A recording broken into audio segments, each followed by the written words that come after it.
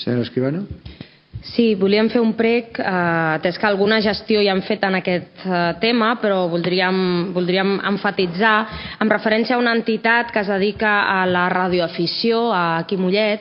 Doncs, bueno, és un prec perquè restablís correctament la relació amb l'entitat i l'Ajuntament, que es doni l'espai per les col·laboracions entre l'Ajuntament i aquesta entitat amb les activitats que fan, que la seva quotidiana, però sobretot amb la difusió d'esdeveniments a la ciutat, la difusió del Dia Internacional de Persones amb Discapacitat o el Dia Mundial del Síndrome de Down.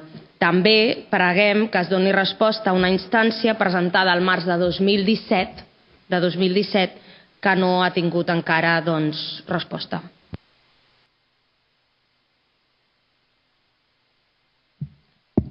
Senyora Escribano.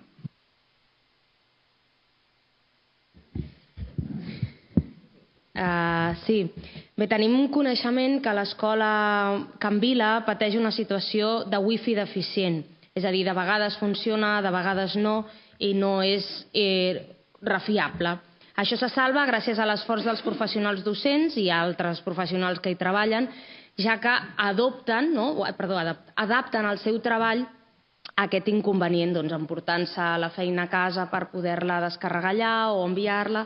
Sabem que la fibra òptica difícilment es podrà posar allà per lloc on està emplaçada l'escola, però també sabem que hi ha alternatives possibles que s'estan posant en pràctica a d'altres escoles o a d'altres indrets on no arriba bé la connexió.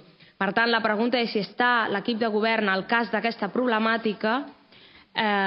Entenem que totes les escoles haurien de poder tenir un wifi en condicions per tal de poder fer la tasca educativa.